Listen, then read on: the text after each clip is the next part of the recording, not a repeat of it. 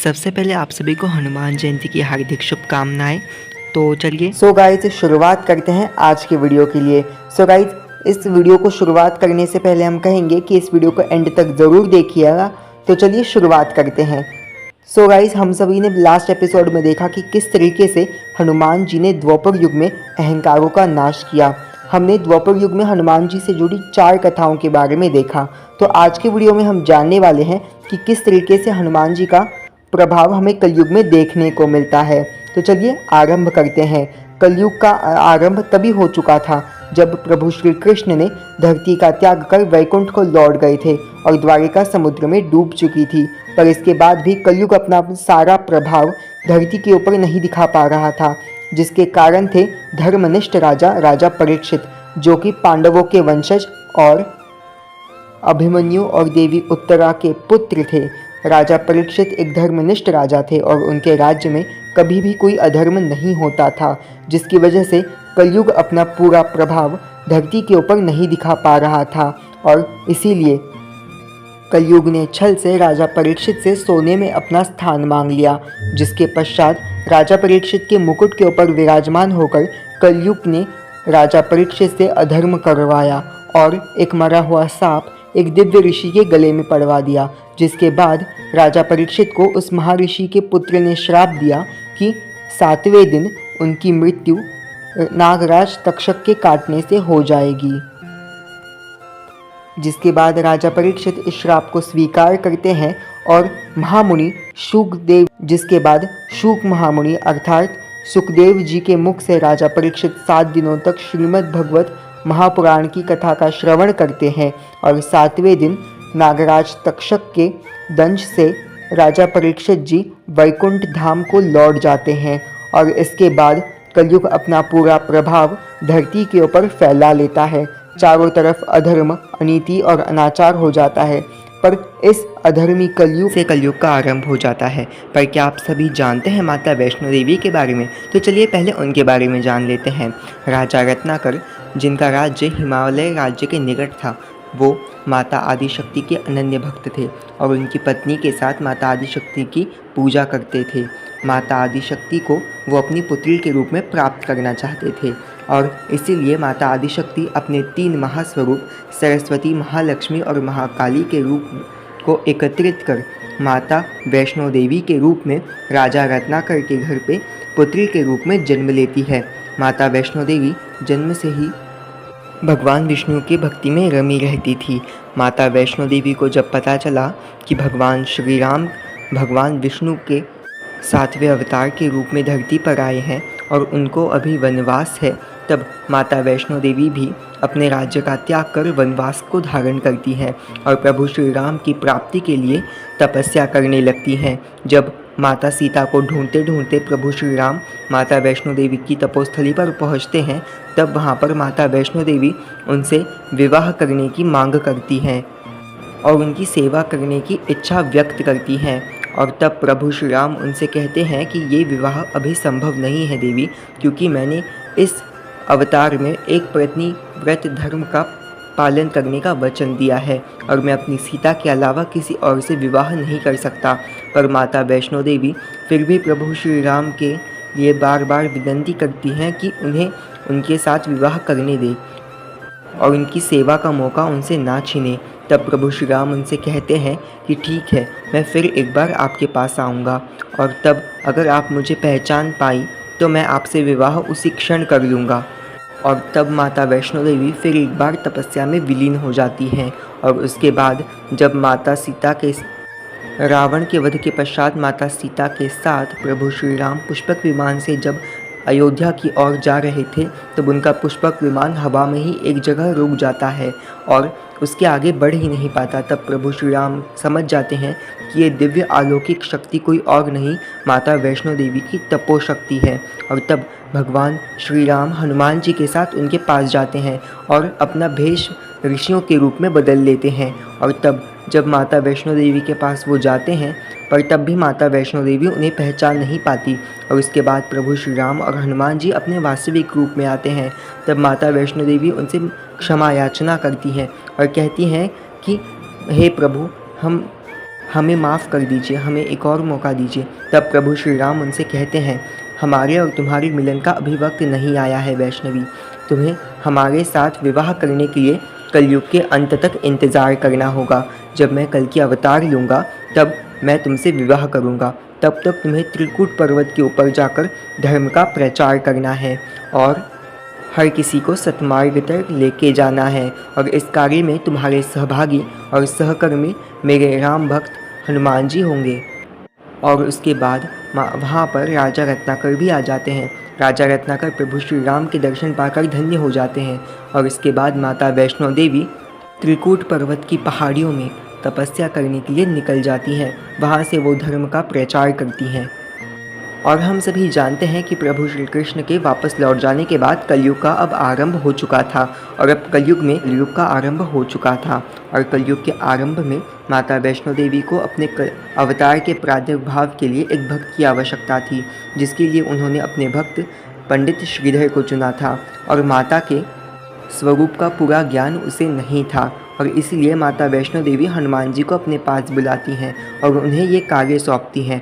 तब हनुमान जी एक ऋषि अर्थात इसके बाद हनुमान जी अपना भेष बदल कर पंडित श्रीधर के घर पहुंचते हैं। वहां पर पंडित श्रीधर और उनकी पत्नी उनका स्वागत करते हैं। और तब हनुमान जी उनके घर में जाकर उनको माता वैष्णो देवी की कथा सुनाते हैं कि आखिर किस तरीके से माता वैष्णो देवी ने एक असुर का अंत सतयुग में किया और उसके बाद त्रेता युग में राजा रत्नाकर के घर पे पुत्री के रूप में जन्म लिया। और किस तरीके से प्रभु श्री राम के आदेश के पश्चात वो अब कलयुग के अंत तक यहाँ पर रहेंगी। और इसके बाद हनुमान जी भक्त श्रीधर के मन में माता के भक्ति का बीज बोकर वहाँ से चले गए, जिसके पश्चात अब भक्त श्रीधर पूरी तरीके से माता को समर्पित हो चुके थे और माता की भक्ति में विलीन रहने लगे थे।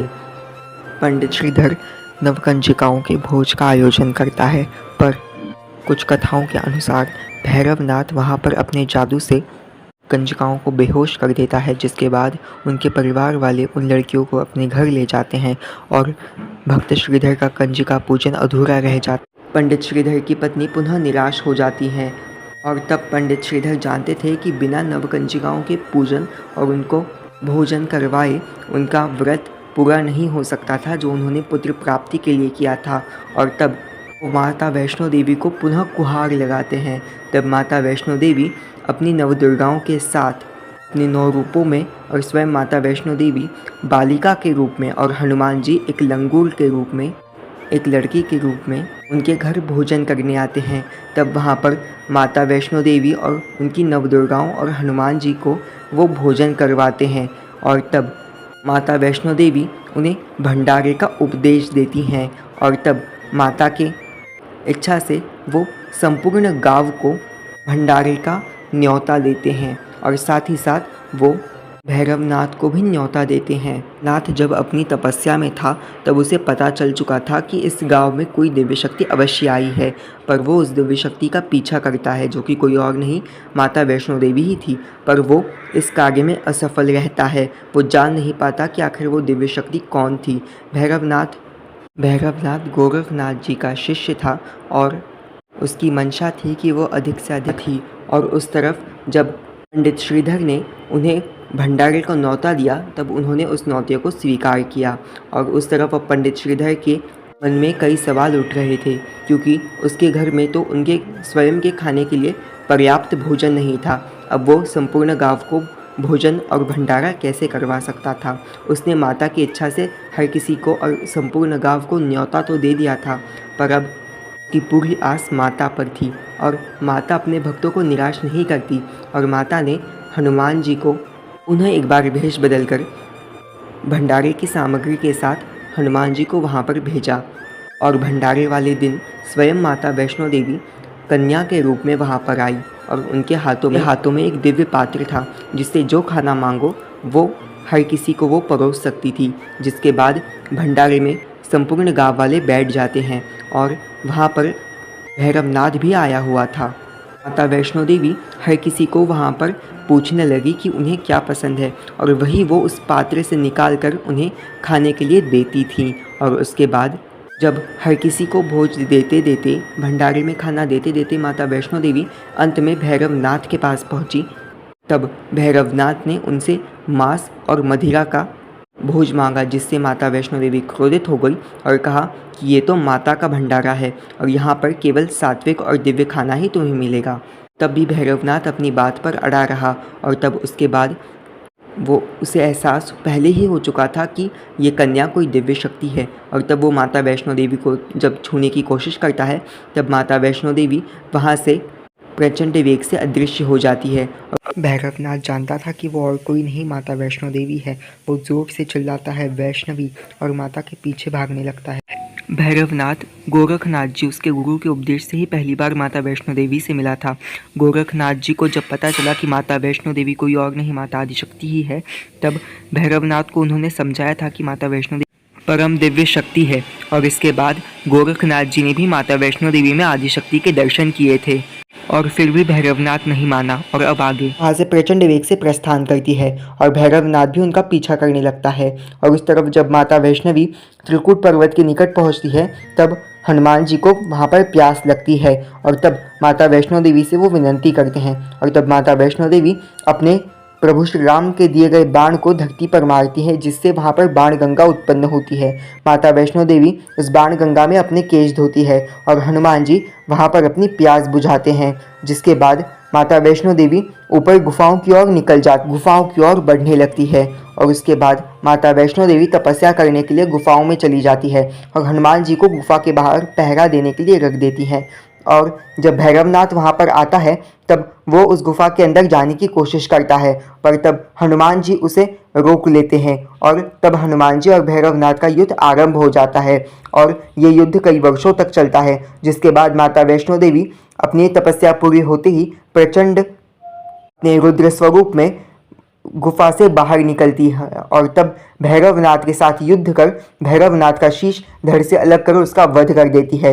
तब भैरवनाथ को अपनी गलती का एहसास होता है और तब वो माता वैष्णो देवी को कहता है कि हे माते, मुझे क्षमा कर दे और मुझे केवल आपको एक बार नमन करना है। और तब माता वैष्णो देवी भैरवनाथ की विनती स्वीकार करती हैं और उसे कुछ क्षणों के लिए उसका शरीर प्रदान करती हैं, जिसके बाद भैरवनाथ माता वैष्णो देवी को प्रणाम करता है और उनके दर्शन का अभिलाषी बनता है। जिसके बाद माता वैष्णो देवी से वरदान देती हैं कि मेरे दर्शन के पश्चात तुम्हारा दर्शन करना अनिवार्य होगा। जिसके बाद इस कथा का तो अंत हो जाता है, पर उस तरफ अब माता वैष्णो देवी और उनके भक्त श्रीधर की कहानी पुनः एक बार शुरू हो जाती है और तब माता वैष्णो देवी अपने भक्त श्रीधर को दर्शन देती हैं और उसे और उसकी पत्नी को पुत्र प्राप्त होने का वरदान भी देती हैं और बताती है कि जम्बू में कटरा के निकट त्रिकूट पर्वत पर माता वैष्णो देवी अपनी गुफाओं में विराजमान है। और तब भक्त श्रीधर वहाँ पर भी माता वैष्णो देवी के दर्शन की प्राप्ति करता है।